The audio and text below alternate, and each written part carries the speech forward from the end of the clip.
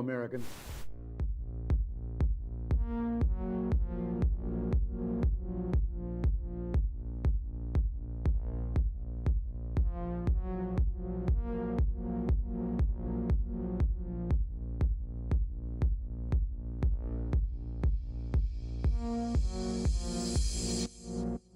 You might be wondering, why in the world is there a 30-minute countdown before the show starts? Well, we actually start live every day at 4 p.m. Eastern Time, so this whole 30-minute countdown is a chance for YouTube and Rumble to send out their alerts and notifications, so we encourage you to gather up and hang out with everyone in the chat room. So every day at 4 p.m. Eastern Time is when we do this show live. You can join us for the countdown if you like, or just set your clock and reminder that at 4 p.m. Eastern is when we go live. You can also make sure you subscribe and turn on that bell notification, so hopefully you will get a notification.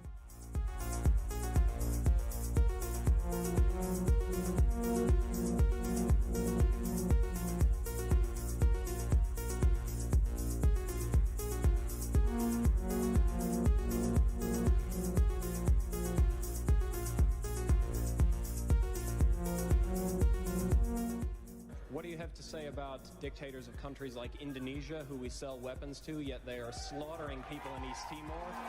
What do you have to say about Israel, who is slaughtering Palestinians, who impose martial law?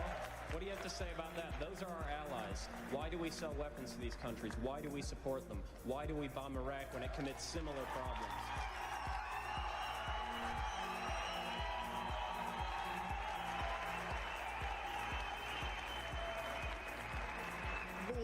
There are various examples of things that are not right in this world, and the United States is trying.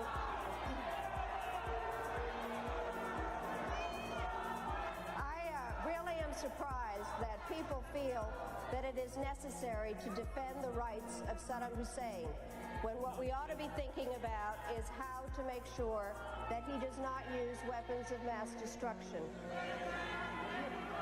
I'd like to... Who are shouting, just a moment. I'm not defending them in the least. What I am saying is that there needs to be consistent application of U.S. foreign policy. We cannot support people who are committing the same violations because they are political allies. That is not acceptable. We cannot violate UN resolutions when it is convenient to us. You're not answering my question, Madam Albright.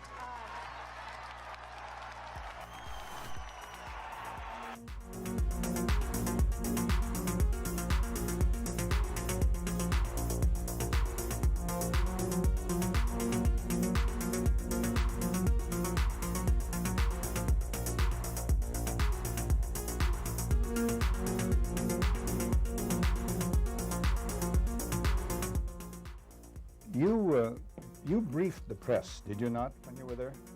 Well, I had several jobs. One of my jobs was that of analyst. I also was an interrogator and indeed briefed the press when we, the CIA, wanted to circulate disinformation on a particular issue. Disinformation is not necessarily a lie.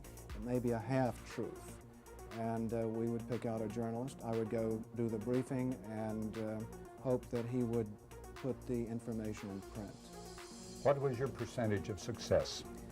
We were pretty successful in planning information of a rather rarefied nature. For instance, if we wanted to get across to the American public that the North Vietnamese were building up their force structure in South Vietnam, I would go to a journalist and advise him that in the past 6 months, X number of North Vietnamese forces had come down the Ho Chi Minh Trail system through southern Laos. Now, there is no way a journalist can check that information. That's data derived from radio intercepts, spy in the sky photography. So either he goes with the information or he doesn't, and ordinarily or usually the journalist would go with it because it looked like some kind of exclusive. Go after these gentlemen. I would be directed to cultivate them, to spend time with them at the Caravel Hotel or the Continental Hotel, to socialize with them, and slowly but surely to try to gain their confidence by dolloping out valid information which was true. And then I would drop into a conversation the data that we wanted to get across which might not be true. One piece of data, for instance, that we managed to plant in the New Yorker magazine had to do with a supposed North Vietnamese effort in 1973 to develop airfields along the border of South Vietnam. The reason we wanted to plant this information was that we were trying to persuade the U.S. Congress that Saigon should continue to get a great deal of aid, and that the North Vietnamese were the chief violators of the ceasefire accord. That was printed in the New Yorker magazine under the byline of Robert Chaplin, as indeed was a great deal of such information which we tried to circulate. Frank, a two-part question. What were the objectives of or what was the objective of the CIA? What about the moral implications of what you were doing in feeding this information? Did the objective override the moral implications, moral problems? Well, the objective of the agency in general is to generate intelligence and get it back to Washington, to get at the truth and make sure the policymakers understand it. When you plant disinformation, you are diverging from that objective, and I think probably in retrospect it was very counterproductive. I am, as an ex-CIA agent, opposed to the disinformation activities in which I was involved. I admit that I was involved, and I think it served no useful purpose. Propagandizing the American public or Congress is not the CIA's job. As to the morality of what the CIA was doing or that particular activity, the war was a very relative thing. It was a relativist environment, and morality seldom came into play when you were operating in the field. In my estimation, a CIA man should be amoral. That may sound pretty shocking to somebody, but what if my morality were that of a Nazi or agent, if you will? You wouldn't want me to be your intelligence officer. Keep the morals out of intelligence. Keep the truth in, and stay away from disinformation.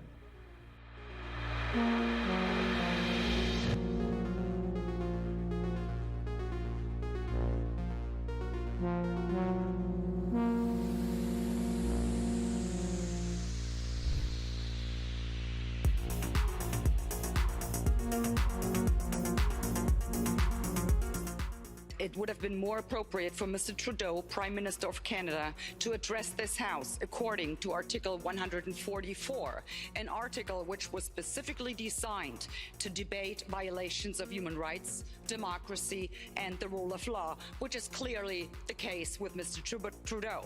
Then again, a Prime Minister who openly admires the Chinese basic dictatorship, who tramples on fundamental rights by persecuting and criminalizing his own citizens as terrorists just because they dared to stand up to his perverted concept of democracy, should not be allowed to speak in this House at all. Mr. Trudeau, you are a disgrace for any democracy. Please spare us your presence. Thank you.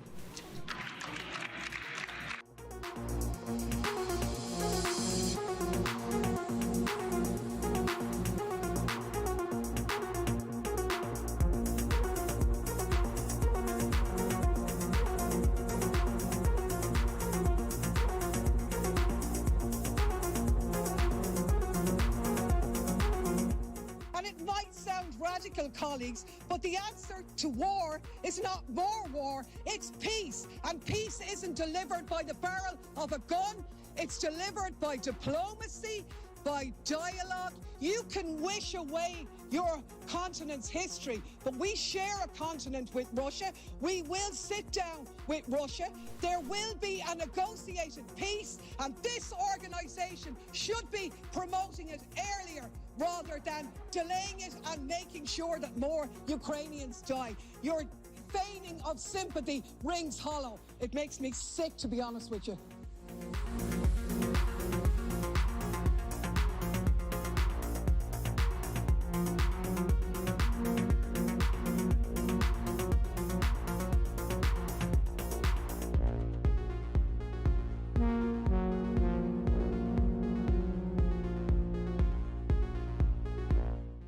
we become involved when disinformation poses a threat to the security of our country.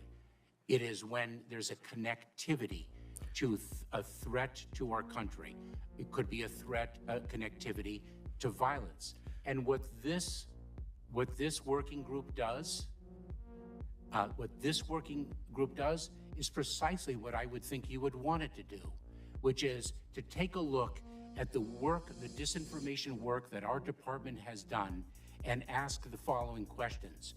Do we have policies? Do we have guardrails? Do we have standards? But here's the problem. Ensure, We can't even agree. We can't even agree what disinformation is.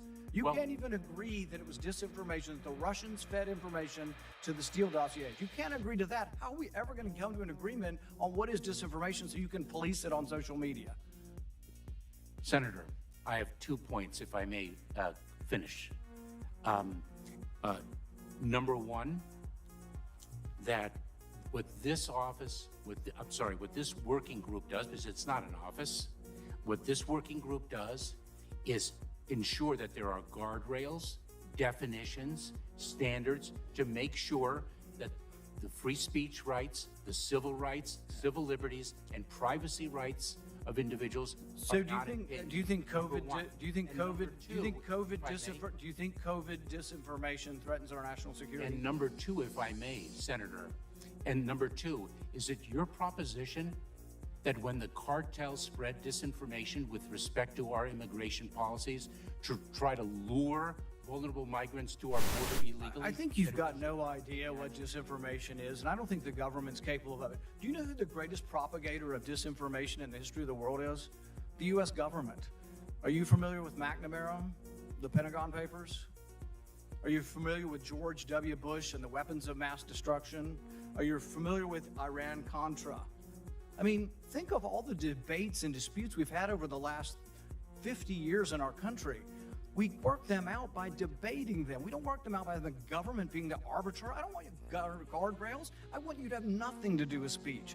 You think we can't determine, speech by traffickers is disinformation? You think the American people are so stupid they need you to tell them what the truth is? You can't even admit what the truth is with the Steele dossier. I don't trust government to figure out what the truth is. Government is largely disseminating disinformation.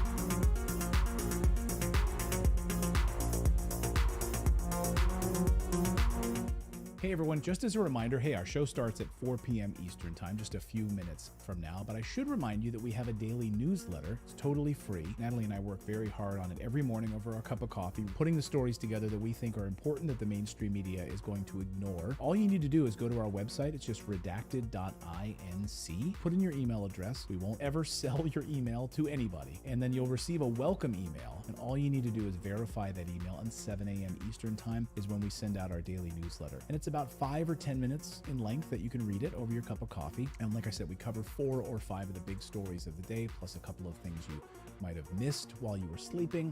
We try to have some fun with it, add a little humor into it.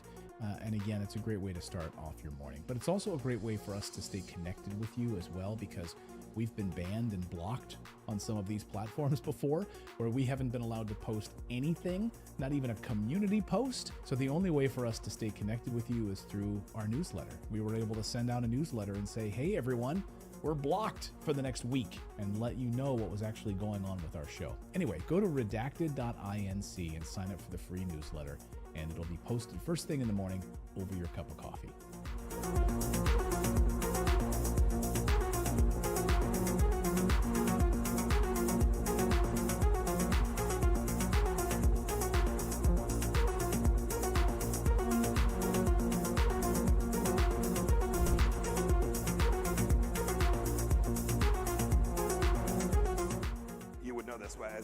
This is a bit of an aside, but in terms of how you think about problem sets, when I was a cadet, what's the cadet motto at West Point? You will not lie, cheat, or steal, or tolerate those who do. I was the CI director. We lied, we cheated, we stole. It was like we had entire We had entire training courses.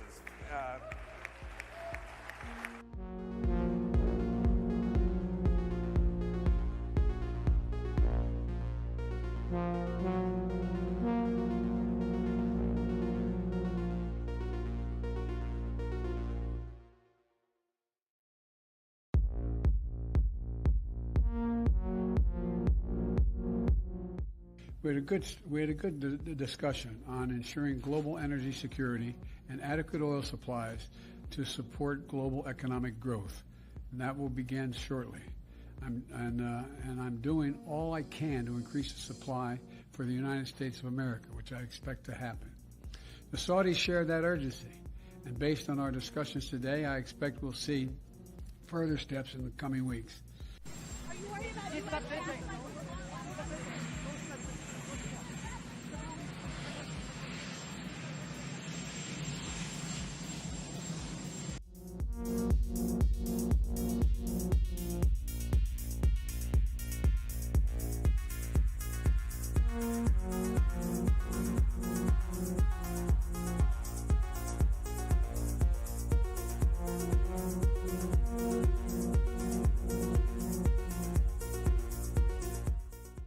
One of the hopeful things that I've discovered is that nearly every war that has started in the past 50 years has been a result of media lies. The media could have stopped it if they had searched deep enough. If they hadn't reprinted government propaganda, they could have stopped it. But what does that mean? Well, that means basically populations don't like wars. And populations have to be fooled into wars. Populations don't willingly and with open eyes go into a war. So if we have a good media environment, then we'll also have a peaceful environment.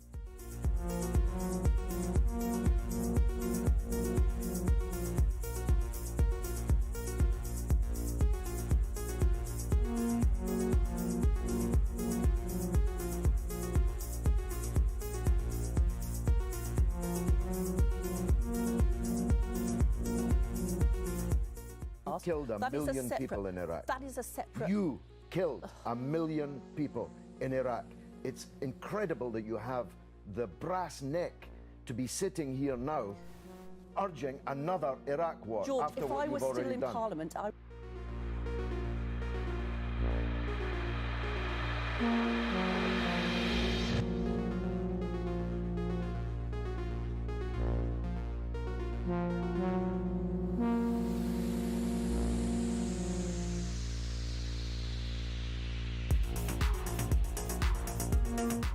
There can be no doubt that Saddam Hussein has biological weapons and the capability to rapidly produce more, many more. And he has the ability to dispense these lethal poisons and diseases in ways that can cause massive death and destruction. If biological weapons seem too terrible to contemplate, chemical weapons are equally chilling. UNMOVIC already laid out much of this, and it is documented for all of us to read in UNSCOM's 1999 report on the subject. If we consider just one category of missing weaponry, 6,500 bombs from the Iran-Iraq war, UNMOVIC says the amount of chemical agent in them would be on the order of 1,000 tons. These quantities of chemical weapons are now unaccounted for. Dr. Blick says, quipped that, quote, mustard gas is not marmalade. You are supposed to know what you did with it. We believe Saddam Hussein knows what he did with it, and he has not come clean with the international community. We have evidence these weapons existed. What we don't have is evidence from Iraq that they have been destroyed or where they are. That is what we are still waiting for.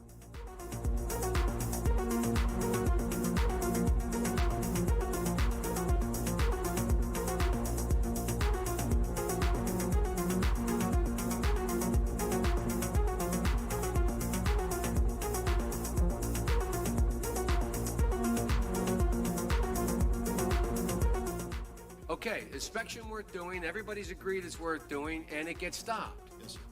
At that moment, we're an automatic pilot as far as you're concerned. Period. No ifs, ands, or buts. Now, I respect that. But now, it seems to me the Secretary of State might have a slightly different problem. Secretary of State might be sitting there and saying, now look over there on that side. Now, I remember so-and-so and so-and-so and so-and-so, and the 12 people on this side, they're all the ones that said they didn't want to use force. Now, I'm going to have to go tell the president now that we should, or Secretary Cohen, unleash whatever it takes to get it done. And our military assessment is the same as the majors. The majors' assessment is, privately held but publicly acknowledged later, that airstrikes alone aren't going to do this. Saddam's not going to cave on this. So, now here's the deal. I recommended the president have at it and let the chips fall where they may. A reasonable position for the Secretary of Defense, the Secretary of State to take. But I respectfully suggest, Major, I respectfully suggest they have a responsibility slightly above your pay grade. Slightly above your pay grade. To decide whether or not to take the nation to war alone. Or to take the nation to war partway. Or to take the nation to war halfway.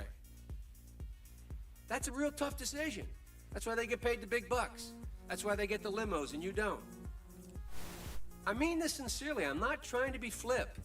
Because I think, and that's what I said at the outset, the reason why I'm glad you did what you did, we should come to our milk. We should make a decision. But in terms of whether the Secretary of State has no more to consider than you do as the arms inspector, you didn't get in, didn't get my job done, get me in. Period. You made the deal, right? That's the deal. A deal's a deal. Get me in. Scott Ritter, I'm ready to go. It's not how it works. Now, maybe it should work that way. But wouldn't you acknowledge that if you were President of the United States or the Secretary of State, you'd sit there and say, now, okay, old Scotty boy didn't get in. We said he should get in. We want him to get in. It's important that he does get in. They're not going to let him in, so what are we going to do now? We know that France and Russia aren't going to be with us. We're quite confident China's not. We've already run those traps. They're not there. We're not sure where the United States Senate is, but have at it, boys. Go get them. And by the way, Scott and the boys say air power's not enough. I think it's a legitimate debate, Scott, Major. I think it's a legitimate debate.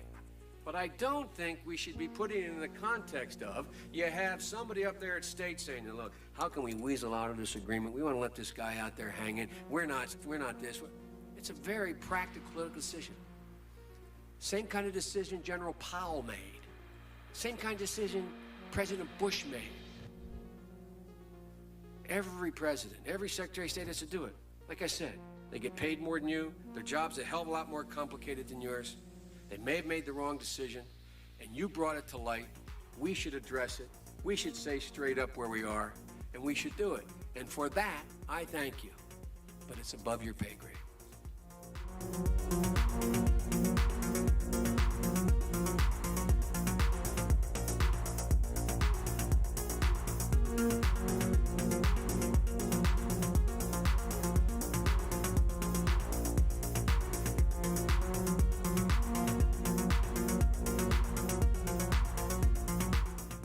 About 10 days after 9/11, I went through the Pentagon, and one of the generals called me in. He said, sir, you got to come in and talk to me a sec. He says, we've made the decision we're going to war with Iraq. I said, we're going to war with Iraq? Why? He said, I don't know. He said, I guess they don't know what else to do. He said, I guess it's like we don't know what to do about terrorists, but we got a good military and we can take down governments. And he said, I guess if the only tool you have is a hammer, every problem has to look like a nail. So I came back to see him a few weeks later, and by that time we were bombing in Afghanistan. I said, are we still going to war with Iraq? And he said, oh, it's worse than that. He reached over on his desk, he picked up a piece of paper. He said, I just got this down from upstairs, meaning the Secretary of Defense's office today, and he said, this is a memo that describes how we're going to take out 7 countries in 5 years, starting with Iraq and then Syria, Lebanon, Libya, Somalia, Sudan, and finishing off Iran.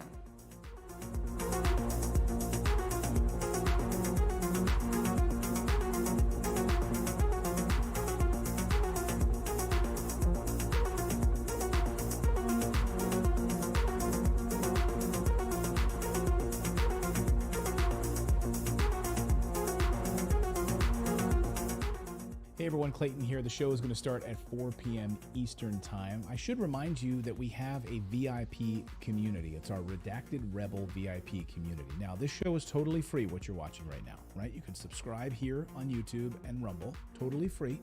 But if you'd like to support independent journalism, we are run by you.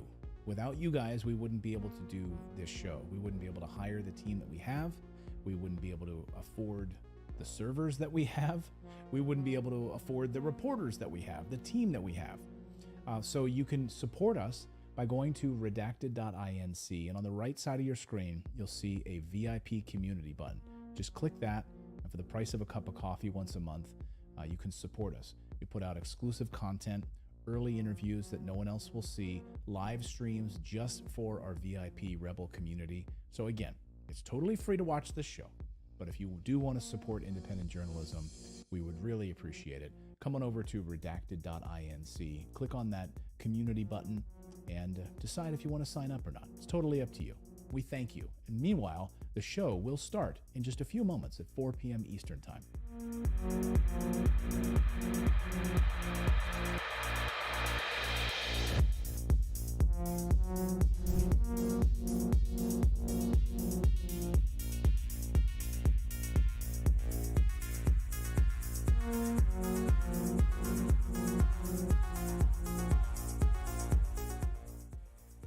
Whatever our hopes may be for the future, for reducing this threat or living with it, there is no escaping either the gravity or the totality of its challenge to our survival and to our security.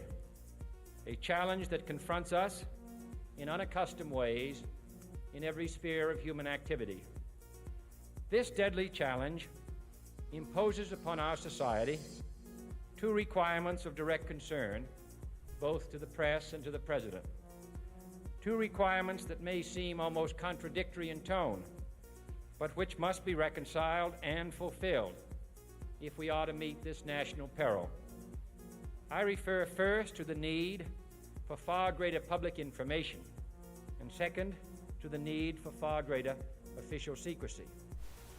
The very word secrecy is repugnant in a free and open society, and we are, as a people, inherently and historically opposed to secret societies, to secret oaths, and to secret proceedings.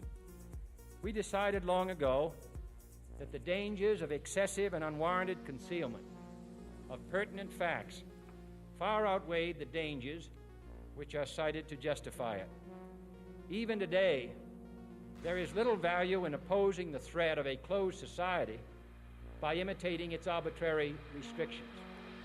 Even today, there is little value in ensuring the survival of our nation if our traditions do not survive with it. And there is very grave danger that an announced need for increased security will be seized upon by those anxious to expand its meaning to the very limits of official censorship and concealment. That I do not intend to permit to the extent that it's in my control. And no official of my administration, whether his rank is high or low, civilian or military, should interpret my words here tonight as an excuse to censor the news, to stifle dissent, to cover up our mistakes, or to withhold from the press and the public the facts they deserve to know.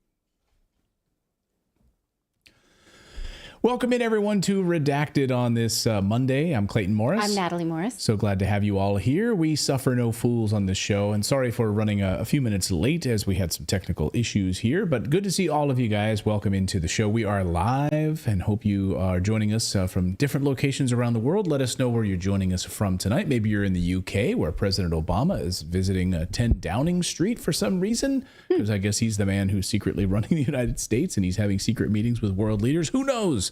But we've got a lot of news to get to on your Monday night. We're going to look at this massive measles outbreak and tuberculosis in 17 different states. What in the world is going on? Well, we will tell you. And yes, it's all being orchestrated by the Biden administration at these illegal alien immigration shelters in these cities and states. Plus, we're going to tell you about the Russian presidential election that happened over the weekend. Now, the Western media is mourning the fact that two candidates did not run, one because he's dead, and the other one who did not actually register properly. But they're saying that is proof that there is no democracy in Russia. Well, we're going to go to Russia. Mike Jones joins us to break down what actually happened in Moscow this weekend.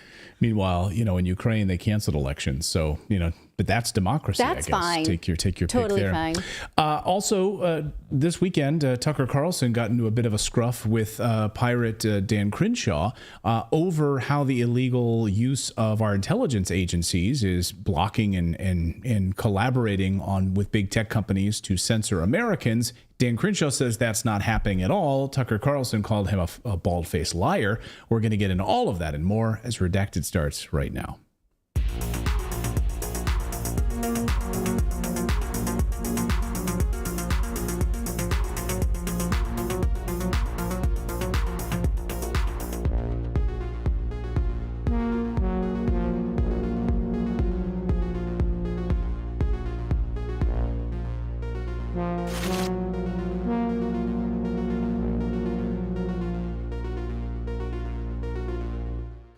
All right, everyone, welcome in. Good to see all of you guys here. I'm sorry that we were running a little behind on the show tonight. We really appreciate it. I did receive a really nice email from a viewer who said, I finally signed up for the Redacted newsletter after a year and a half of waiting.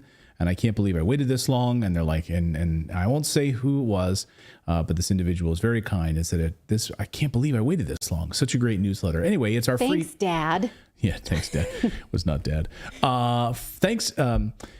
So our newsletter comes out every day. Just go to redacted.inc. Please sign up for it. It's totally free. And just put in your email address. You will receive a welcome email from me. You just have to confirm it. It might go to your spam folder, your junk folder. Just click that you'd like to receive it. And then tomorrow morning at 9 a.m., 8 a.m. Eastern time, roughly in that neck of the woods right now, you will receive it in your inbox first thing in the morning, where we cover like 4 or 5 of the big stories of the day. So please sign up for our daily newsletter, redacted.inc.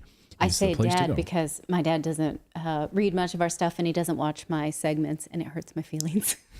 But right, you're Dad. Here, so thank you so much. He also never read my term papers. I had to spend 10 to 15 minutes talking to my dad the other night. Just 10 to 15 minutes explaining to him what it was I did for a living, and he couldn't wrap his head around video editor.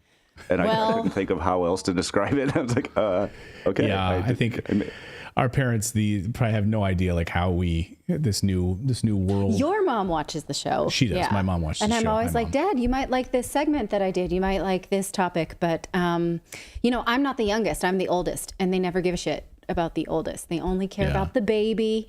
I'm not bitter about it or anything. But anyway, we'll get to the news, and I'll do my therapy another time. Okay, yeah, therapy session over. Let's get to the news. Well, 4 years ago this week, if you can believe it, the World Health Organization declared a global COVID pandemic and forced us into lockdowns 4 years ago. And now the United States experiencing a massive measles outbreak across 17 states. Why? Why is that happening? Well, with surging cases unlike anything the U.S. has ever seen before.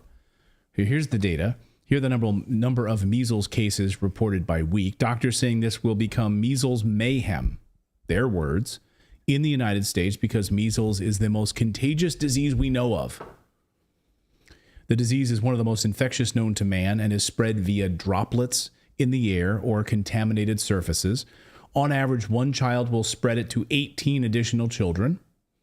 The mainstream media would have you believe that it's because vaccine hesitancy has led to fewer people being vaccinated. But really? Is that the case? Or is that how mainstream media wants to spin this to you? It sounds like that's total BS. Why then are measles outbreaks happening at illegal immigrant shelters in sanctuary cities, like in Chicago? Where the measles outbreak? This week, the CDC arrived in Chicago among these other the Pilsen shelter in Chicago, UC Davis, Sacramento, Planet Fitness in Flagstaff, Arizona, 45 cases. But they the CDC arrived in Chicago at this illegal immigrant shelter to assess the situation after people started breaking out in red-like bumps. It first started appearing like cold-like symptoms and then quickly turned to painful red bumps. According to the NHS, it typically starts in the face and then behind the ears before spreading further. I'd love to know in the chat right now, watching us on Rumble, YouTube, on X, in your community, have you heard about any of these measles outbreaks? Is your local news reporting this? Any cases? Because it's spreading.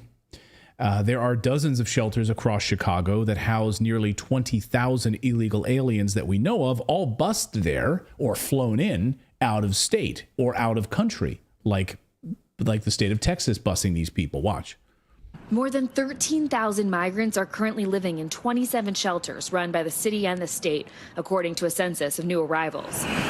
Most of them have arrived since June 2023, part of the busing campaign by Texas Republican Governor Greg Abbott, who says he sent more than 100,000 migrants to sanctuary cities. Yeah. So the Pilsen shelter in Chicago just got a visit from the CDC.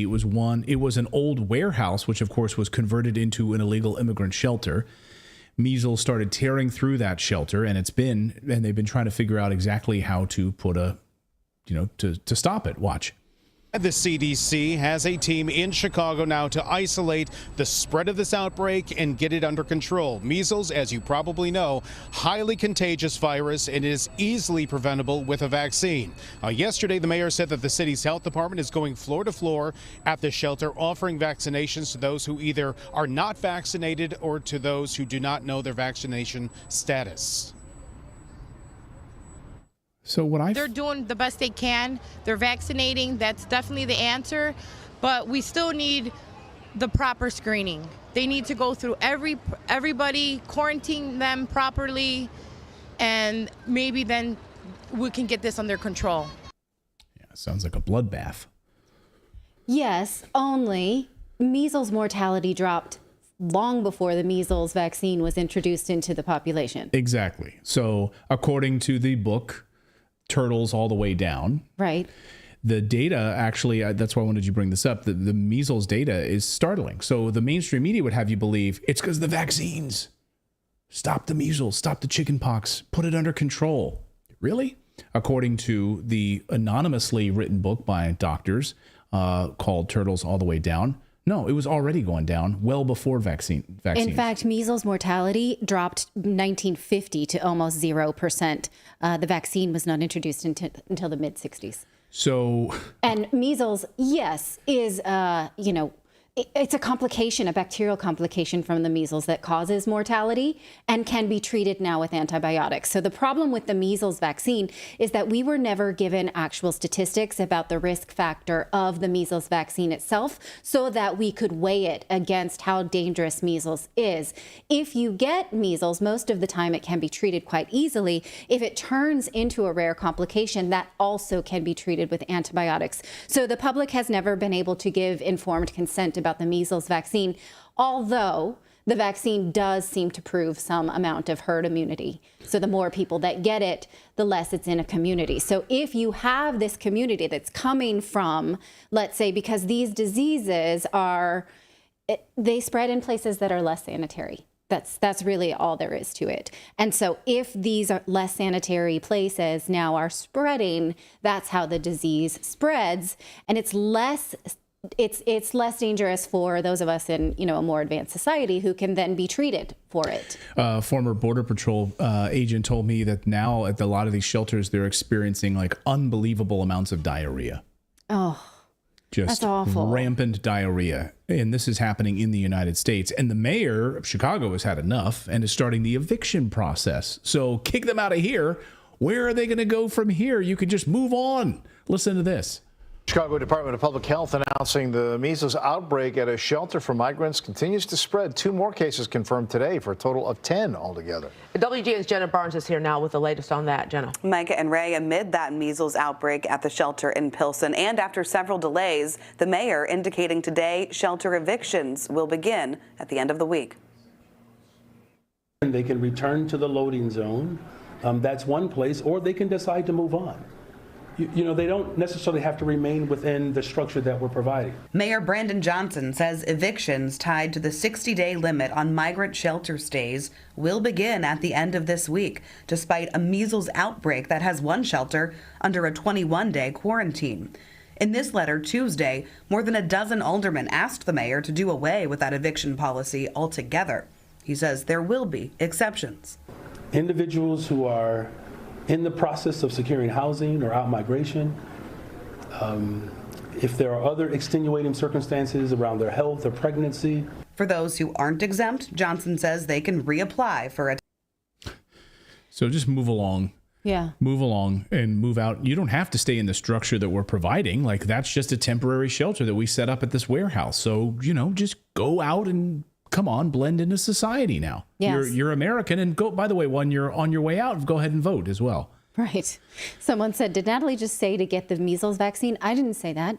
I'm saying what we should do is ask the CDC for real clinical trials around the measles vaccine so that we can make a calculation as to how dangerous the measles are versus how dangerous the vaccine is. That's what we should always have, is informed consent. We never have got that. And the measles have never been tested against a true placebo. Yeah. In addition to which, we have tuberculosis. So according to the NHS, you only get measles once and either had them as a kid or in the form of chickenpox or were vaccinated against them at some point. So if we listen to the experts, then you were vaccinated, you'll never get the measles. That's what they tell us, right? If you were vaccinated, you should never get it. That's what they tell us.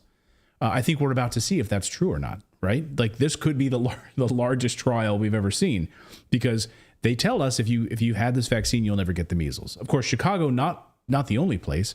17 states now experiencing these outbreaks. And doctors say... I'm sorry. If you're vaccinated against varicella, you can later get shingles because now it's been introduced into your body. So you can have other flare-ups from, say, measles or chickenpox and things like that. Yeah, so we will see what happens too, because we are largely a vaccinated population for measles. What is it with the U.S. bringing back tuberculosis, measles, Ebola potentially? It's retro. Yeah. Yeah, it's like we just want to see. Yeah, we want to see it in action once again, because that's exactly what's happening. And again, Chicago is not the only place. 17 states now experiencing these outbreaks, and doctors say Arizona is the most vulnerable state in America right now. I wonder why. Maybe it's proximity to things. I don't know. And here was the first case 1 month ago, and now surging cases in Arizona. It's considered one of the most contagious viruses. 9 out of 10 people who get exposed to that air will develop measles if they don't have the immunity to it. And it was just confirmed in Arizona. The Maricopa County Department of Public Health is investigating a positive case of measles here in the county. Assistant Medical Director Dr. Nick Staub wouldn't say much, only that the person was visiting from overseas. I mean, the one thing we know from overseas. Okay, the one thing we know from these contagious diseases is that we were able to eradicate it when sanitation became more reliable inside cities and towns. And so when we no longer had horses as our main use of transportation, taking dumps in the street, there were no flies spreading disease from horse poop in the street when we had plumbing, right? And so we are now mixing populations that live in less sanitized places, and we're doing so carelessly. We're not taking care of them, obviously. Who wants to think of a migrant suffering terrible diarrhea in a place that's not home? And we're not taking care of anybody, really. Yeah, and not migrant, illegal immigrant. Dr. Mark Siegel, medical director at New York University, also warned that these illegal immigrants could bring diseases across the southern border into the United States, which could include drug-resistant tuberculosis, which is what we're seeing now. I spoke this weekend to former Border Patrol veteran J.J. Carroll, author of the book Invaded, and he told me, I mean, it was unbelievable what he was telling me. He said, quote, "My last year in the Border Patrol was Biden's first year when COVID was still considered a deadly disease. We were releasing everyone to NGOs, non-governmental organizations. 1 bus for COVID negative and 1 for positive. And the NGOs would then release the positive population into San Diego or Riverside airports and bus stations." And he said whole stations were shut down because of lice, scabies, tuberculosis outbreaks. Never reported, he said. The Border Patrol, in fact, he says now it's much worse and at a much higher rate, according to the Border Patrol. And he says Border Patrol no longer reports these outbreaks, and Border Patrol stations are many times in the middle of large neighborhoods, school zones, etc. And he said we're seeing lice, scabies, skin ailments, drug-resistant tuberculosis, polio, AIDS, HIV, and literally diseases and conditions that are unknown to our doctors. This is from the Border Patrol. Border Patrol stations have holding capacities of 150 to 200 people, and it was and is out of control. Now imagine what is happening in large immigrant detention facilities in major cities that hold over 2,000 people and thousands living on the streets. Talk about unsanitary, and this is what's being brought into American cities right now. And by the way, being organized in large part by the Biden administration, orchestrating all of this, and in collaboration with the cartels across the border. I've just co-authored a new report on the cartels specifically, and I can't talk about it here on YouTube because they will flag it and then we will not be allowed to do it. So check out, I just wrote this and co-authored this report. Go to redacted.inc/cartel and you can read all about how these cartels are ferreting these individuals across the United States, right with the Biden administration's help, by the way.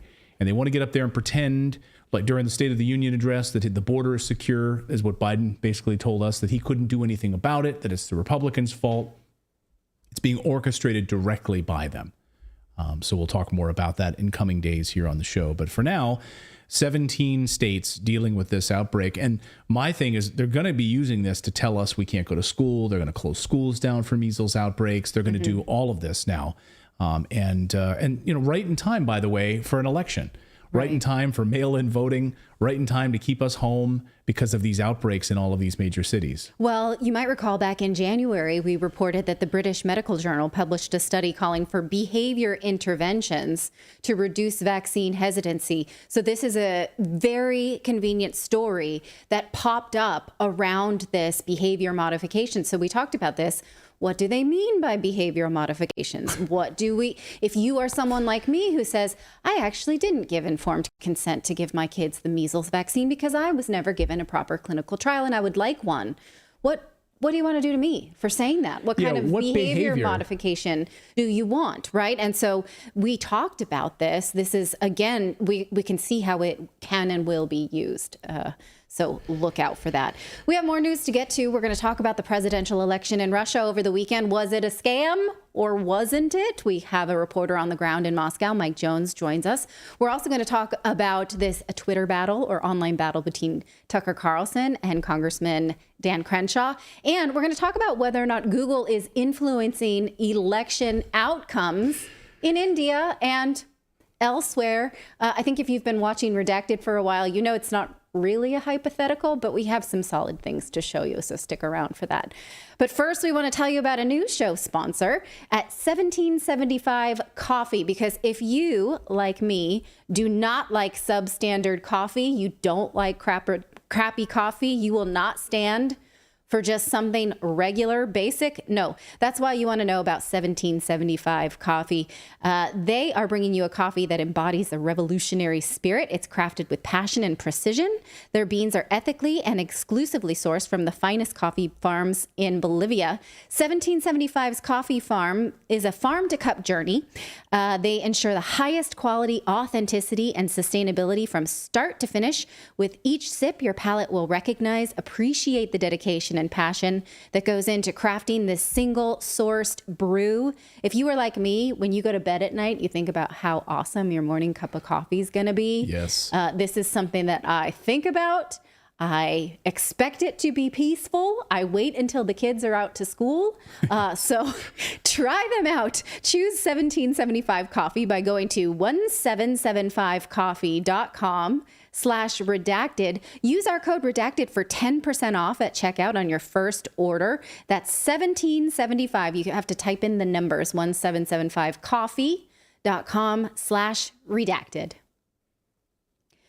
Vladimir Putin won re-election in a landslide this weekend. He won reportedly over 87% of the vote this morning, with over 99% of the vote counted. Yes, we would call that a landslide. The Western press is saying these elections were a scam and that Putin shot down his major opposition, so this was not a free and fair election. Joining us from Russia is Mike Jones, a British journalist and someone who is on the ground in Moscow and has observed the things that are and are not happening. So thank you for joining us. Thank you very much for having me. So a couple of things that the Western press is saying, that these were not free and fair elections because the major opponents of Putin were not allowed to run. So can you tell us a little bit about the temperament of this election and whether or not it does seem, in fact, that Putin has 87% support? So yes, he does have an overwhelming majority of support. This idea that he didn't have opposition is, again, pretty preposterous. As I've often said on this channel, the second largest party is the Communist Party. So Nikolai Kharitonov, 75-year-old leader of the Communist Party, came in second. For perspective, he gained something like 4% of the vote. We then had Danakov of the other party, 3.8%, and finally Leonid Slutsky with 3.2% of the vote, which gives you an idea of the disparity. So there definitely were these opposition figures, but people I spoke to that voted, it was kind of humorous. They weren't aware of the other candidates until they read the ballot. I said, so you've never heard of Leonid Slutsky? Like, no, not until I looked at the ballot sheet. That's not paying attention. Just Putin is their main squeeze. And this is actually a very serious point to make when it comes to Russia. Putin is the only option, really, certainly at this point in time, that Russia has. It is a concern of Russian citizens of a post-Putin era.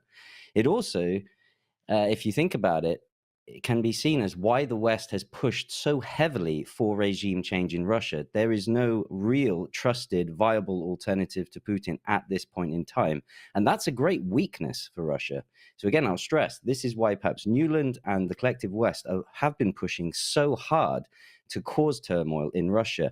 I have never seen such a concerted campaign by any power in the world to interfere in another country's democratic process than what we've seen in the lead up to the Russian vote. We saw a swath of drone strikes against even as far north as St. Petersburg, all the way down south to Rostov. We saw a concerted effort by the Ukrainian military under this guise of Russian volunteers to try and actually violate the borders in Belgorod.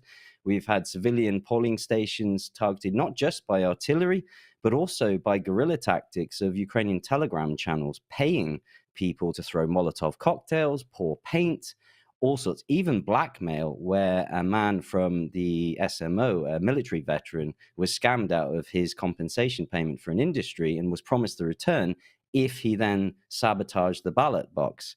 We then have Matthew Miller of the US State Department threatening international observers for doing their job, which for me, again, is baffling, because surely these international observers are your greatest asset in exposing what Matthew Miller and the West are saying are sham elections. Surely these very people would be able to record evidence and broadcast that evidence and proof. You wouldn't need to record scam videos where you stage a Russian polling station, quite obviously, and pretend that soldiers are looking over the shoulders of citizens. So for the countries that are the champions of democracy, let's also note that Ukraine has suspended its elections. You're not allowed to vote there. Right. It really is flabbergasting hypocrisy. Right. And so I think what two things that the Western press is holding on to is that Nadezhdin was not allowed to run, and so Putin was shutting down that opposition. And Navalny mysteriously died. He was not a candidate for this election. He was in prison. Now, let's just quickly touch on those two dudes that the West is holding on to as proof that this was not a free and fair election. Now, Nadezhdin, you and I spoke about recently, was a very little-known candidate, and he failed to properly register his candidacy because of suspicions of high percent of invalid signatures. Russian President Putin said on Sunday, when he was asked about Navalny, that they were intending to actually prisoner swap Navalny before his death, which supports the theory that the West could have killed him. Secondly, as for Mr. Navalny, yes, he passed away. That's always a sad thing. But we had other incidents when people in prison died. Doesn't it happen in the United States? It has happened, and on many occasions. And I can tell you one thing, maybe it will come as a surprise. Several days before Mr. Navalny passed away, some colleagues of mine told me, not the people from, not the administration staff, some people told me that there was an idea to exchange Mr. Navalny for some people who are behind bars in the Western countries. Can you just ring in on these two characters, these two archetypes that the West is holding on to, and then maybe ring in on whether or not Navalny was in fact a victim of the West when he was no longer useful as a puppet? Yeah, actually there's three candidates. We saw in quick succession, Yekaterina Duntsova was the first sort of Western puppet that was held up. Came out of nowhere, funded, and like Nadezhdin, she failed to secure enough signatures to secure nomination and candidacy for the election. Very quickly after, she then sort of admitted that she'd made a mistake in the filing of paperwork. Nadezhdin came on the scene, and likewise, he failed to collect enough signatures, and allegedly, according to Russian sources and the official electoral commission, there were questions about legitimacy of some signatures, something about being using names of dead people. Navalny, as you rightly say, was never a candidate. He was in prison. He was not on the ballot sheet. He never had a chance to be nominated, and yet still in the Western media was an opposition leader somehow. The other point to make there is people were saying that Navalny said, go and vote as a protest. Ironically, I read in The Independent that those interviewed at this Navalny protest vote, one of the guys actually said he voted for Putin. So I'm not sure quite what was achieved there. What made me laugh was when they said, yes, by voting for another candidate, these people are protesting against Putin. Well, excuse me, but I thought that's democracy, where if you don't like the incumbent leader and vote for the other one, it's technically a protest. But, is that not what has happened in other countries where Rishi Sunak sort of ran out to Downing Street when George Galloway got elected? A lot of people protested via democracy. So again, we see this twist of narrative as to what's a usual process. With regards to Navalny, Putin came out after his sort of acceptance speech with his election and admitted this plan to exchange Navalny. And he was very careful in what he said in that. And then a few days later, a very sad event happened. Navalny died, which was, as he said, tragic, and didn't allude any further as to perhaps why. But I think, as you kind of point towards, it does seem that Navalny's last useful act was to die, sadly. And even that was a futile act. Right. Yes, we had Gilbert Doctorow on the show, who wrote a great Substack about why he thinks the Brits did it. So that's your country, not mine. Your country went rogue over Alexei Navalny. I encourage you to seek out that Substack in that video because it's fascinating, almost like the Bourne Identity, but seems to be real. Now, you point out there were numerous attempts of bribe and coercing people into sabotaging ballot boxes. It seems like that was incited from Ukrainian supporters. What can you tell us about that?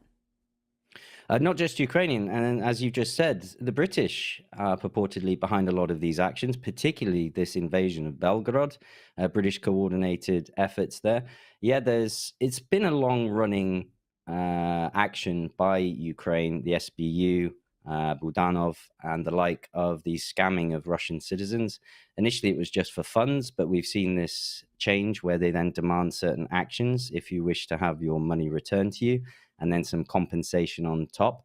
A 21-year-old girl threw a Molotov at a school, risking hitting a young child on the promise of a very paltry 2,000 ruble reward. She now faces 12 years in prison because of a foreign power being involved in inciting these violent acts. Of course, the West then claims that this is a political charge. And then, actually, if I just make a point to the previous one where we talked about... Just so we can make... So... Violence is democracy and voting is not, according to the West. Absolutely right. Yeah. Okay. So yeah, to stage your protest, you need to burn schools and endanger not just civilians but children as well.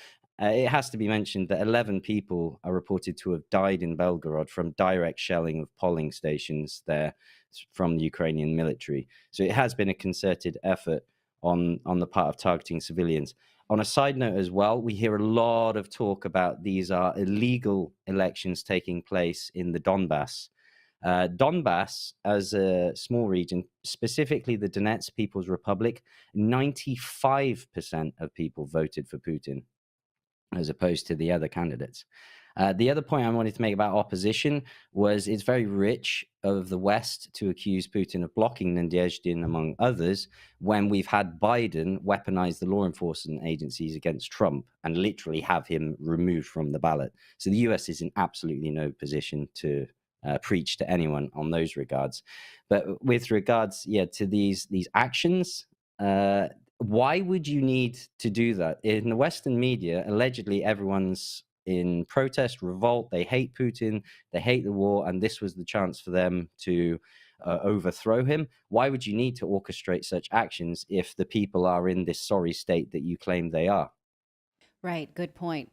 Okay, you pointed out the hypocrisy of the U.S., noted and agreed with. Let's also look at the hypocrisy of the UK. David Cameron posted over the weekend that the polls have closed in Russia, and that was an illegal holding of elections on Ukrainian territory, which you just pointed out. A lack of choice for voters and no independent OSCE monitoring.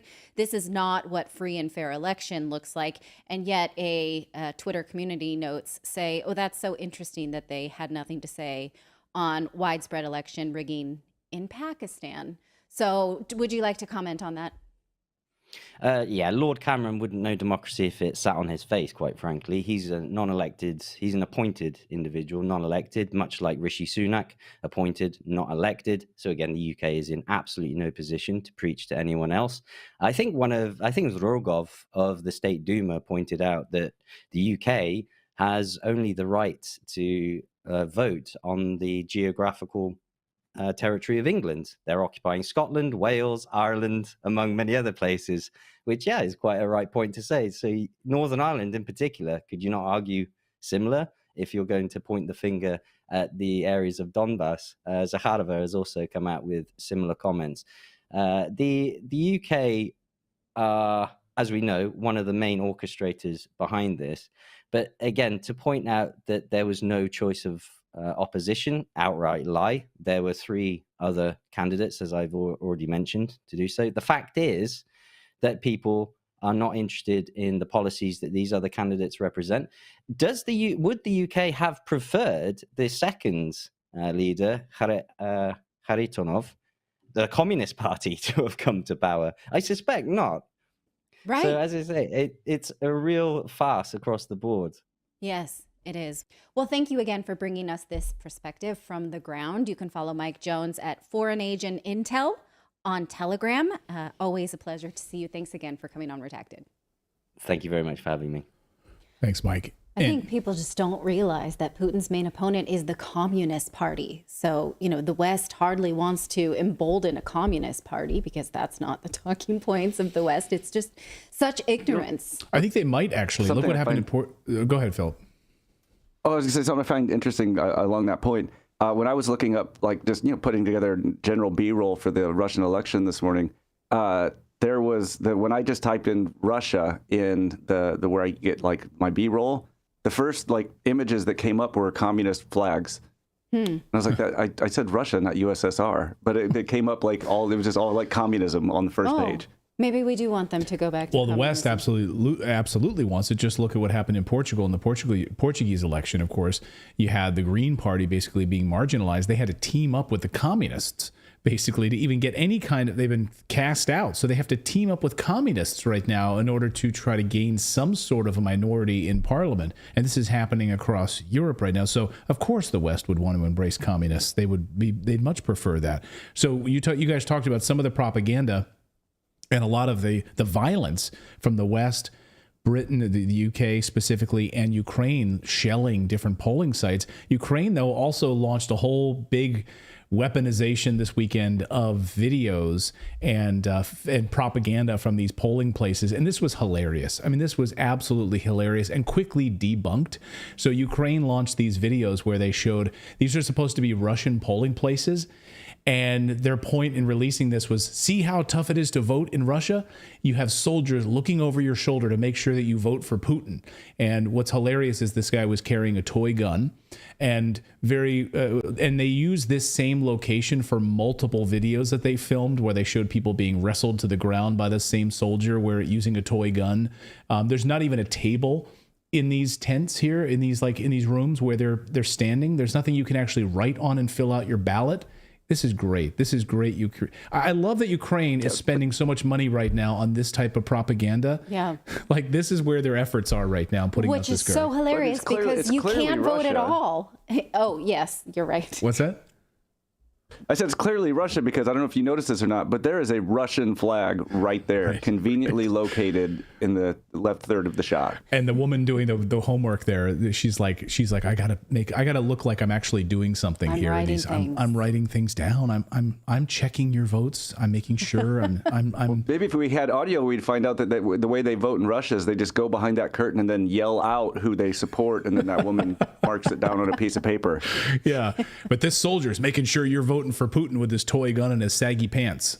With his Antifa mask. Oh my God. I mean, this is the level and of propaganda. Again, Ukraine has canceled elections. Those people don't even have the right to vote at all. What's hilarious too is that they're even putting up the fake pretense of a curtain. He's like, I'm going to go behind the curtain and I'm going to pull it closed like a shower. Look at this. He's like, I'm going to pull the shower curtain back closed again because I really want your privacy. Let me just close that up for you.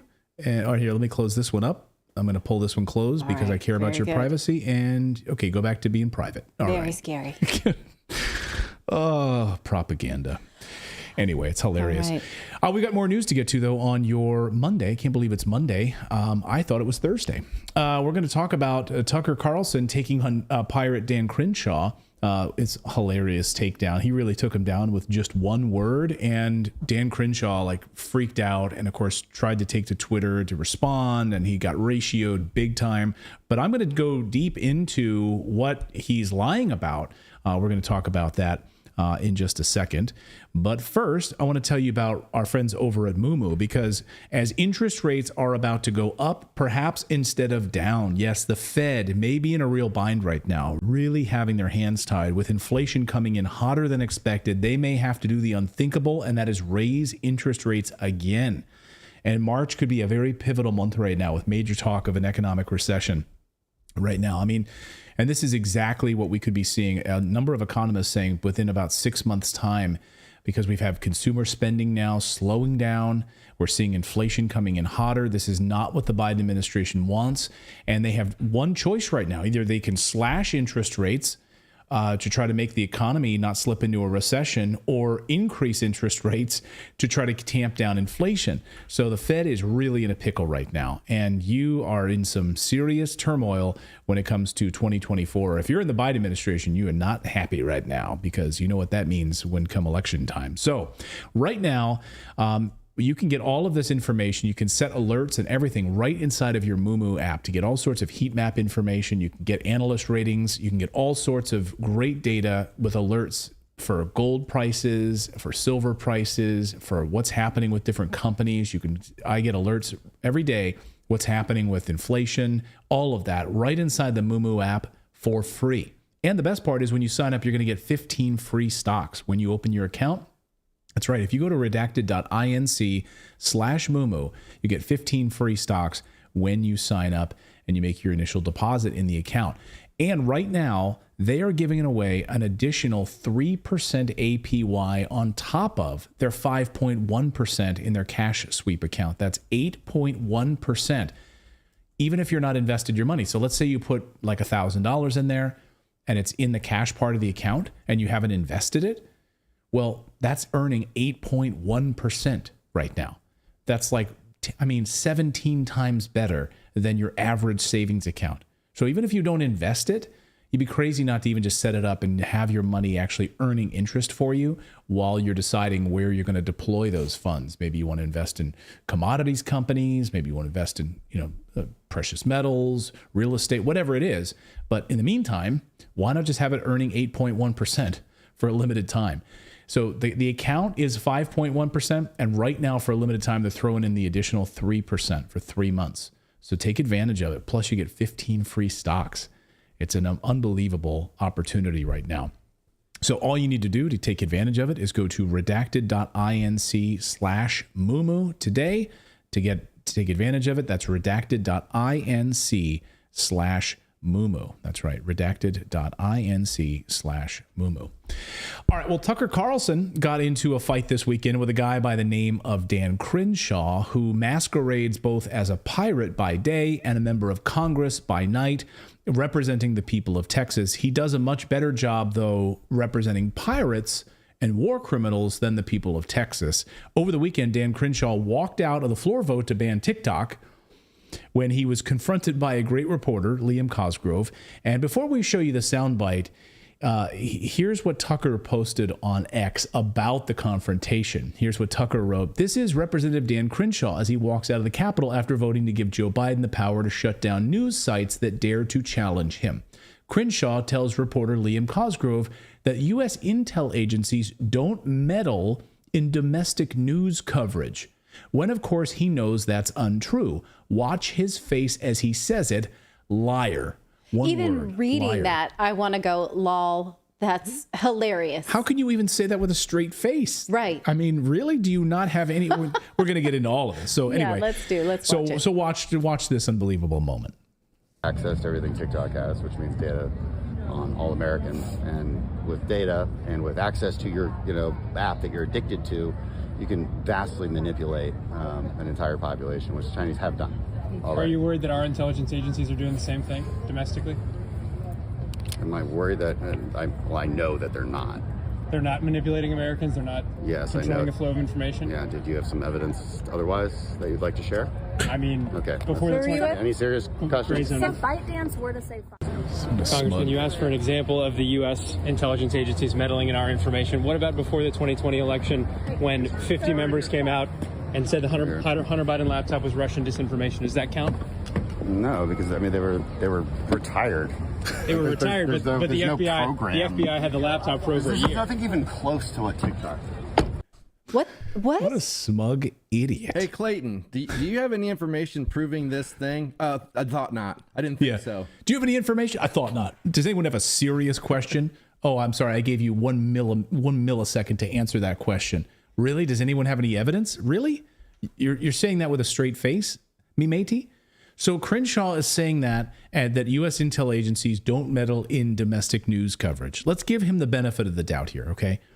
One of two things has to be true, right? Either he's really stupid and uneducated, and that's entirely possible. Like, we give him the benefit of the doubt. We do all the time when we have trolls who watch our show and who don't read books and don't understand things. Or the other possibility is that he's totally lying straight out of his eye patch. So what do you think? Again, let's give him the benefit of the doubt. Is it possible that he simply doesn't know about the Hunter Biden laptop story and how the FBI worked with media companies to block and hide that story? That's been verified, of course, by a variety of sources, including Mark Zuckerberg himself at Facebook. The FBI, I think, basically came to us, some folks on our team, and was like, hey, just so you know, like, you should be on high alert. We thought that there was a lot of Russian propaganda in the 2016 election. We have it on notice that basically there's about to be some kind of dump of that's similar to that. So just be vigilant. I mean, it sucks. Yeah. Yeah. I mean, because it turned out after the fact. I mean, the fact checkers looked into it. No one was able to say it was false. No. Or maybe he's just too stupid or uneducated to know that the emails and the Twitter files confirming it and the secret access portal that still exists today, which gives the intel agencies veto power over content that they don't want published. Months after Elon... To be fair, he can only see half of what we do. So, to be fair. That's true. Months after Elon Musk took over Twitter, that secret portal was still available. And I asked Elon Musk about it during an interview on Twitter Spaces when he told me he was going to be looking into it. The trusted Twitter partnership. And I know on Twitter's blog that trusted Twitter partnership between Twitter and someone with a government email address can reach out to Twitter and basically have accounts banned, taken down. Is that portal, is that trusted partnership still available to the government? And given what you've released in the Twitter files, does it make sense for that to still be there? I got to dig into this trusted partnership thing. Obviously that has like some Big Brother vibes.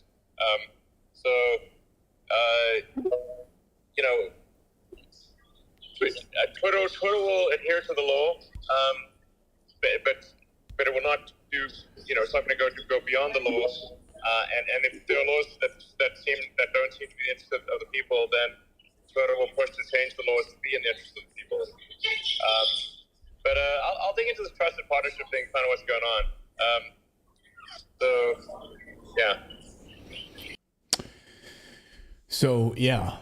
So this back-end access that the FBI has, right? I keep saying past tense, has had. Well, because they're appealing it today to the Supreme Court, whether or not they can continue to censor social media, because a court ruled they could no longer do it after the attorneys general from Missouri and Louisiana sued the federal government. And now they took it all the way to the Supreme Court, and oral arguments began today because they want to keep doing it. Right. So that's interesting that Dan Crenshaw seems to have forgotten that. He doesn't know that two landmark cases being brought before the Supreme Court right now on our First Amendment rights, right? So now we also know with certainty that the FBI and the White House likely coerced social media platforms into removing posts, according to an appeals court. Last year, one of the most underreported stories occurred in September when a federal appeals court ruled that the FBI and the White House coerced social media platforms in removing posts that it didn't like. As Glenn Greenwald writes, the most underreported and underdiscussed story of 2023. Federal District Court, upheld by unanimous appellate panel, found the Biden White House FBI committed one of the gravest attacks on the First Amendment in decades by coercing big tech to censor dissent online. Even worse, he writes, the Twitter files was not the first reporting to prove that the Biden administration was doing this, but it was the most significant given how much evidence it presented. And corporate outlets like United, like herd animals, to implore the public to ignore it, a big nothing burger. And that's maybe why Dan Crenshaw doesn't know anything about it, because the media hid the story. And maybe Dan, he gets his media from CNN or a New York Times, right? So when he was taking his morning dump, reading the New York Times, he didn't see any coverage of it. And so he doesn't really know anything about it. So maybe this week we should all help Dan Crenshaw become a little bit more educated about this. Here's his website. Here's his official email form from his website at Dan Crenshaw's website. All you need to do is go there, send him an email educating him about the First Amendment abuses by the White House and the FBI. It's crenshaw.house.gov. And send him an email. Again, it's crenshaw.house.gov. Send him an email explaining the truth. You can also call his office if you'd like. Give him some information. I'm sure he'd, right? Readers are leaders. So maybe he'd be appreciative of all the information. He might learn this for the first time. In the very same week that this Tucker-Crenshaw battle went on, The Verge reporting the CIA allegedly make fake, you can't even make this up. In the same week, the CIA allegedly made fake social media accounts to troll the Chinese government. They set up fake social media accounts to spread fake news about China. Well, we already know from last year's or 2 years ago, we got the Graphica report that they also do this in Pakistan, and they do this in Afghanistan, and they do this in Iran. And they put so much time into these social media accounts that not only do they sort of spread things about the Ayatollah, but then they're also sharing recipes and, happy holiday posts and things like that. It's like a full-time job. Right. It's way more than I put into my social media, to be sure. No, the CIA agents are very active putting out all of this fake news. In PSYOPs. Yeah, in PSYOPs. So I think Tucker is correct. Crenshaw is simply lying to you. But what's his motivation to blame the TikTok ban on China? We now know the real driving force behind the TikTok ban is Israel, not China. And, well, I dug into Crenshaw's campaign contributions, and Crenshaw makes hundreds of thousands of dollars from the Israel lobby.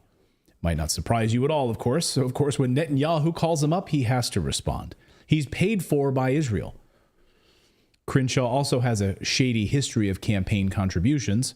The FEC fined Dan Crenshaw for taking over $220,000 in illegal campaign contributions, did Dan Crenshaw. So that shouldn't surprise any of us. Here is the FEC report where Dan Crenshaw was taking over $220,000 in illegal campaign contributions. And as this report from December of 2022 points out, this isn't the first time the Texas Republican has run afoul of federal ethics laws. So Dan Crenshaw, it'll be interesting to see how Tucker responds. I've heard he's going to. Wait, but did Dan Crenshaw respond to Tucker? He did, and he just played an old clip of Tucker from Fox News like a year and a half ago to 2 years ago, talking about TikTok and talking about and saying we should, because there was movement then to get it removed. Mm-hmm. And so Tucker was commenting on it in terms of removing it under China's auspices. Okay. But my point is, can a person evolve and learn something about it and change his or her opinion? Right. Because as a journalist, like in a quest for truth, Tucker learned something about what's actually going on here and has changed his opinion of it. I mean, maybe if you're 2 years old and you were born after the pandemic, you might think that the U.S. does not meddle in U.S. media. Right. Right, that the U.S. government. But anyone who has lived through the COVID pandemic should not say out loud that U.S. intel agencies don't meddle in domestic news conference. It's ridiculous. Coverage. And I will say, I don't want to put words in Tucker's mouth. I don't know exactly how he changed his position on that. I was, talking with him a little bit offline over the weekend about his interview with Senator Rand Paul and so forth. And so I think he's definitely evolved his position on this. I think he's seen a lot more information, and I think he's changed his position. Which, again, we should all want to evolve our positions, right? On certain things, and when TikTok, facts present themselves. Sure, and TikTok is not really the issue here. We can deal with TikTok separately. The issue here is politicians saying stupid things and ignoring facts that are immediately apparent to all of us. Well, and what Tucker was arguing is Representative Crenshaw is giving the Biden administration power to meddle and to shut down news sites that dare to challenge the Biden administration. That was the argument in the original tweet. It's not about TikTok, as you're pointing out. It's about news sites. It's about websites. It's about information that the Biden administration doesn't want you to know about. Yeah. So that's at the heart of this. But of course, Crenshaw would divert and want to just focus on TikTok, of course. Anyway, let us know your thoughts on that in the comments below. Please make sure you're subscribed to our channel, by the way, if you're not already a subscriber here, either on Rumble. If you're on Rumble, just click the follow button there. And we're nearing 500,000 of you watching on Rumble, which is amazing. So thank you guys so much for supporting us there. And if you're on YouTube, please hit that subscribe button as well. YouTube loves subscribing. We don't have 500,000 right this minute watching. Right. We have almost 500,000 subscribers, and that's very exciting. Again, we remind you that Rumble is a free speech platform, and that feels very good, especially as we're going to talk about soon in the next segment, how Google censors information and specifically plans to downrank misinformation in the upcoming elections. It's not going to be an encouraging segment, so buckle up for that.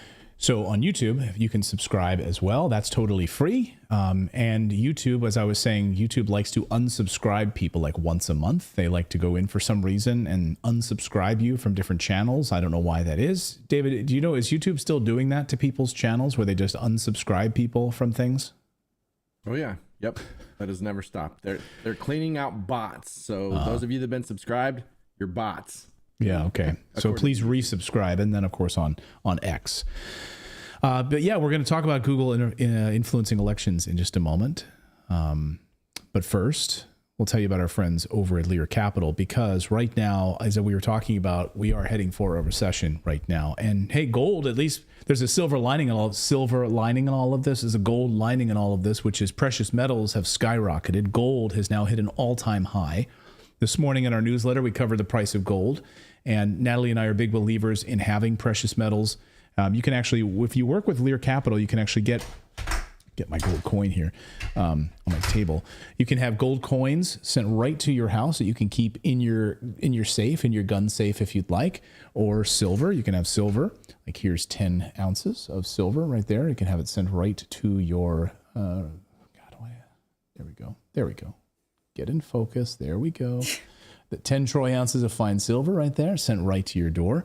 And you can keep it in your gun safe if you'd like. So if you have a portion of your cash which is losing value every day, right, the US dollar continues to decline. So if you have it in a savings account making 0.001% in a savings account with your local bank, that US dollar then is actually losing money thanks to inflation.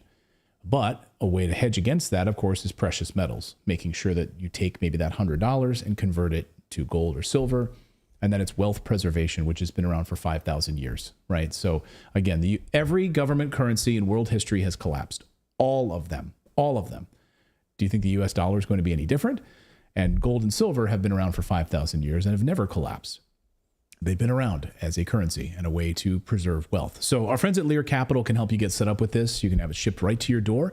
Go to Redacted.com is the website, or you can give them a call and they will walk you through the process, and you can pick up their free $3,200 gold report right now, which target price for gold hitting $3,200 an ounce. It just hit $2,100 an ounce. So it keeps going up and up. They'll give you that report for free. Tell them we sent you. They're great people. Their 1-800 number, 1-800-613-3557. Again, 1-800-613-3557, or go to LearRedacted.com.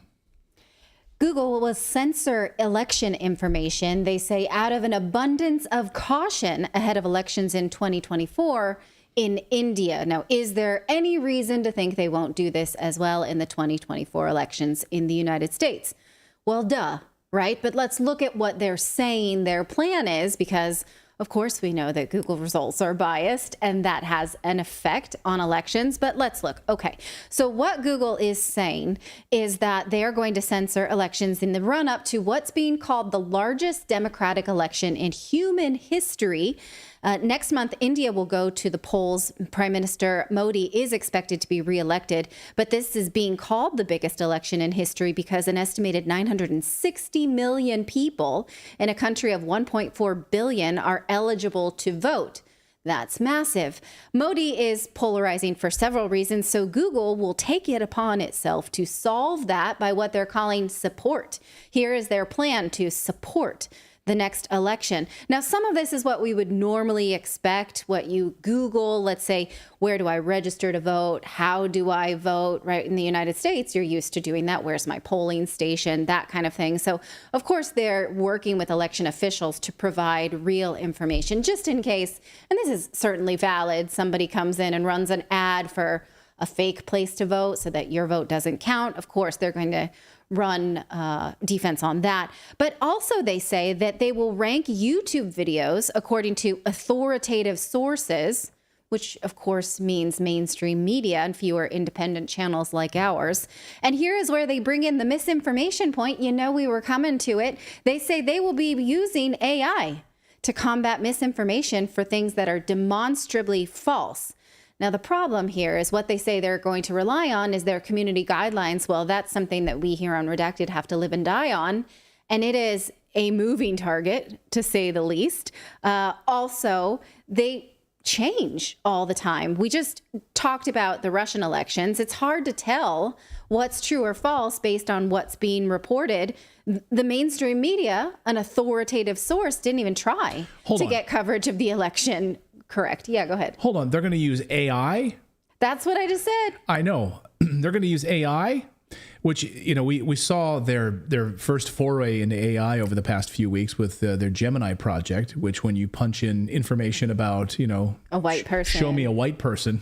Yeah. You know, we can't do that. That's racist. Oh, yeah. You asked to see the founding fathers, you get a Chinese lady. Yeah. So good. They've really proven themselves with AI. Right. So election stability is in their hands. Exactly right.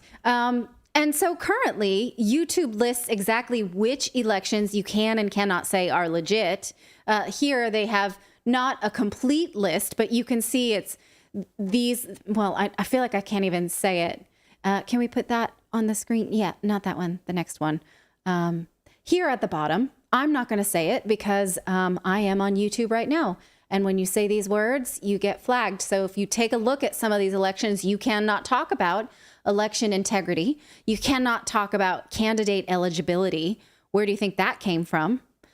Maybe the birther movement. You cannot incite to interfere with the democratic process, such as encouraging others to interfere with the democratic process. Of course, that is a very slippery slope, right?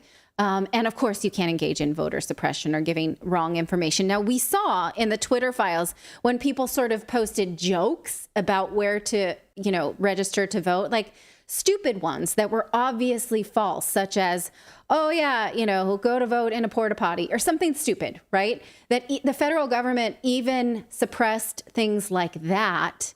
And then, you know, labeled those people dangerous. So we know that this is not a perfect solution. Even today, when I asked Google's AI program if the Russian elections were illegitimate, says, I'm still learning how to answer that question. Well, who's teaching it is the question. What does that teach us that it will do in the upcoming U.S. election? Again, duh. We know that it will give priority to left-leaning sources and candidates, and favorable stories about those people and those platforms will be prioritized, while it will surface damaging stories about conservatives or conservative politics. In fact, that was allegedly proven in a new report saying that they interfered with elections and have been doing so since 2008. Now, what they mean by that exactly is a lot of what we're talking about right now. They presented biased search results, disallowed or downranked ads from right-leaning candidates. This report does come from a conservative group. They're called the Media Research Center, but let's just see what they say.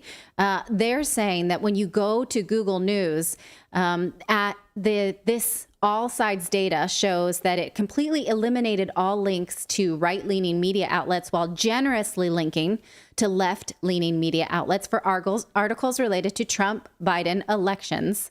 And look at the data on how much of 88% when you Google Trump, 88% of them were directing you towards MSNBC, CNN. Oh, yeah. You'll never, if you want information about Trump and you type in, there's no way that they're going to link you to like a Gateway Pundit article or a Daily Caller article. Right. Never. Or anything even remotely contextualizing what the president has said or did say during his administration or during his campaigns. Even if he says something, for instance, the bloodbath story over the weekend was in reference to an economic bloodbath, which we're here. Right? This is it. You're living it, which he warned about. If Biden was elected, you would have $5 gas, $5 per gallon gas, record inflation. That's happening, but he warned about it becoming worse. And Democrats then took to MSNBC and CNN and said, see, he's inciting violence again. And that is the headline that you got if you were to look up the bloodbath story over the weekend. Again, I'm not saying that that's a super intellectual thing to say, but you deserve context if a major presidential candidate says that, and you won't get that. Now, here are the recommendations from the Media Research Group. They're saying that Speaker of the House Mike Johnson should direct relevant committees to investigate Google's influence on elections. Again, though, I don't know. Congressional committees, they don't do that much.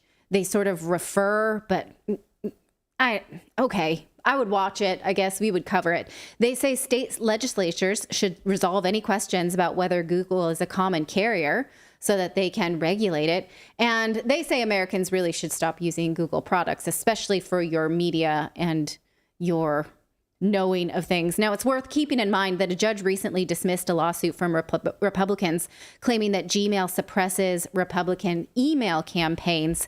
Now, the judge didn't say that Google doesn't do this. In fact, the judge said it was a close case, but that Republicans hadn't succeeded in arguing that Google was doing this in bad faith. It's clear they do it, but Republicans hadn't argued that their intention was bad.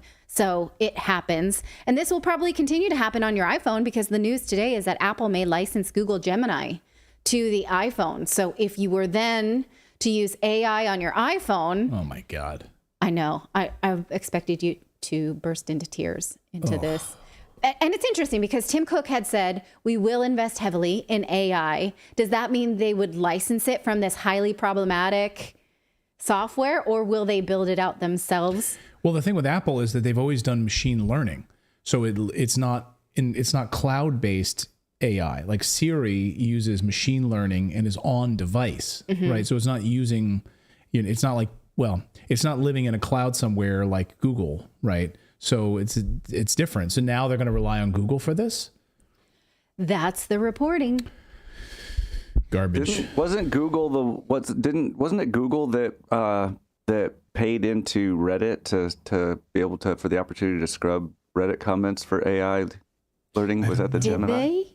That sounds about right. I believe it was Google, but that'll just be, I mean, can you imagine if we're getting all of our information from scrubbing Reddit subreddits? I mean, that's, we're doomed. Yeah, we are doomed. Oh my God. Yikes. Now, obviously, we don't want that to be the case. We have a vested interest in YouTube having a commitment to free speech because here we are right now. We want YouTube to get better. We want the AI to get better and more contextual and less biased. We want that, right? But we are also suspicious of any conclusion that they put towards us. And for me, personally, anytime I see the algorithm wants me to think something, I'm inclined to look up the opposite. So beware of what you are able to see and what you are not. Let us know what you think this will turn into in the upcoming elections, either in India or the United States or beyond.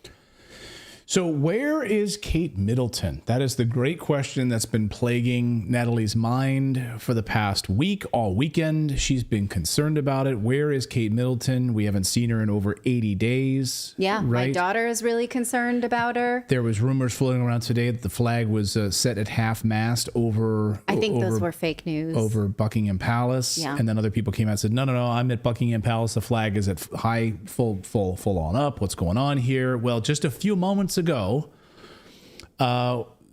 apparently, and now people are saying this is a clone. This is the rumors that are circulating right now. We want to show you this video. This just happened a few moments ago. Here's Prince William, apparently at a farmer's market, and they shopping with Kate Middleton. But people are saying this is not her. Tell us what you guys think. Do you guys think that that's her? Look at this. Oh, this is what I'm going to be doing all night. Yeah, see? I told you. So she looks, whoever this is, looks really, really thin. So she might, if she was hospitalized for a long time, this could be her. Anyway, people are freaking out saying they're trying to pretend that this is her.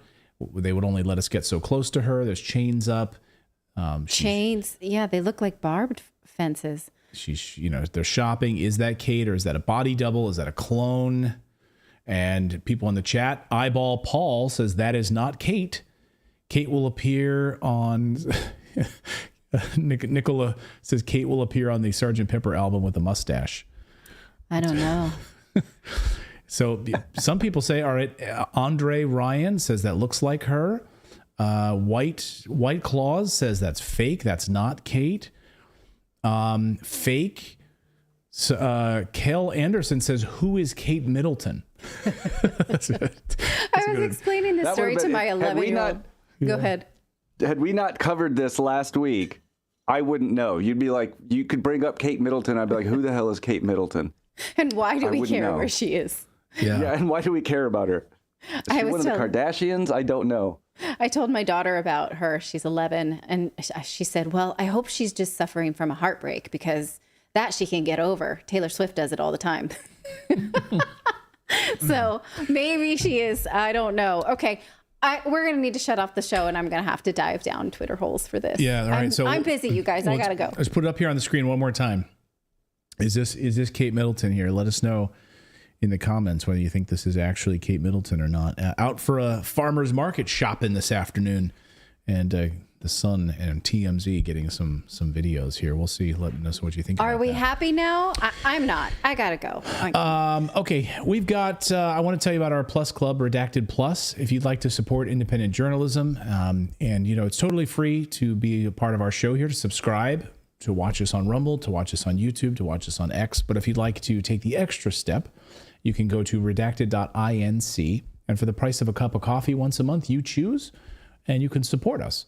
And you get access to exclusive content, behind the scenes information, as well as exclusive interviews that you will get to hear before anyone else. In fact, we've got a really interesting interview coming up this week that has just blew my mind. And I think it might blow yours as well. Anyway, we're going to release that to our Redacted Plus members. If you go to redacted.inc, you can sign up. And again, for the price of a cup of coffee once a month, you can support us and be a part of our Redacted Plus Club. So that's redacted.inc. All right, have a great night, everyone. I know what she's going to be doing the rest of the night.